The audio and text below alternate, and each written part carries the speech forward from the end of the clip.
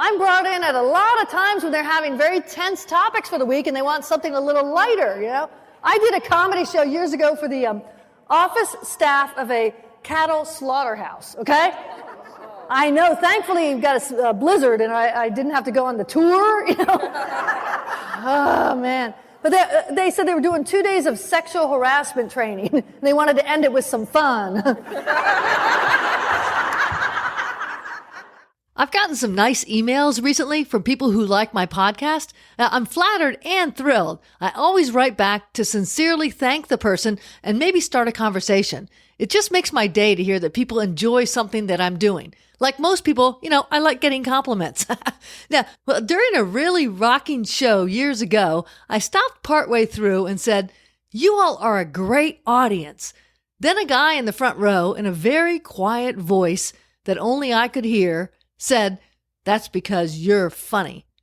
I have always remembered that compliment. And to this day, I can hear his voice saying, "That's because you're funny." Now, contrast that to back in February this year, you know, before lockdown. I was at a fast food sushi place for lunch. I was standing at the counter waiting on my order, and I looked at the woman next to me. She looked like a comedian I'd met like 15 years ago.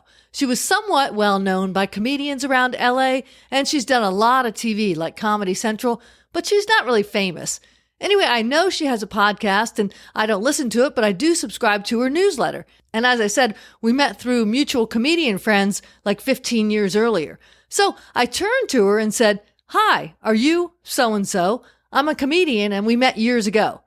She looked at me, said something like, "Oh, nice. Yeah, I'm so-and-so."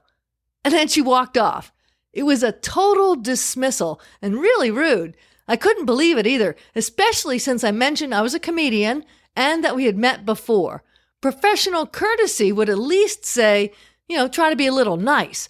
But no, she couldn't have cared less and just went back to her table of friends. It was kind of insulting.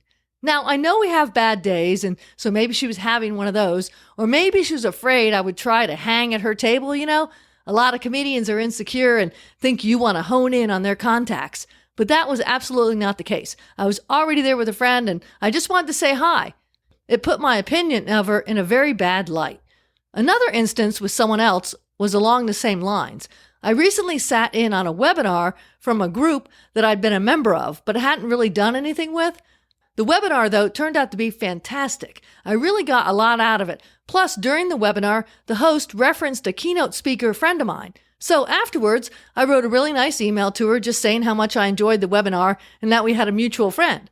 And you guessed it, she sent me back a really short, sort of dismissive email just saying basically, "Thanks."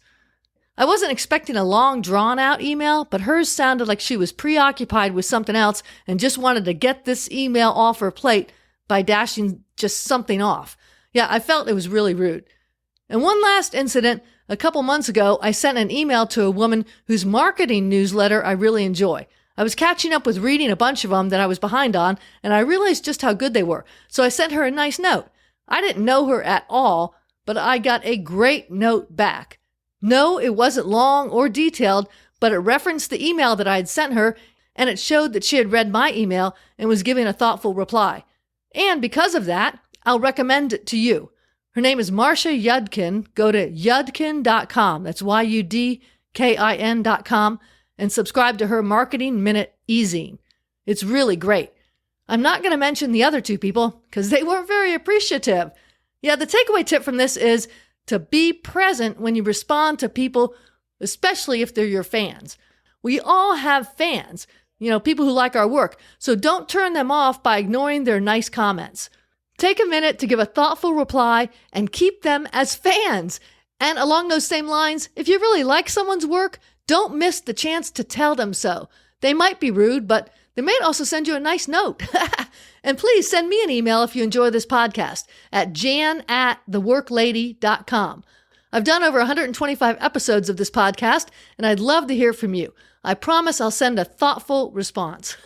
That's it for this episode. Thanks for listening. Feel free to check out my website, theworklady.com. This is Jan. Take care and enjoy your journey.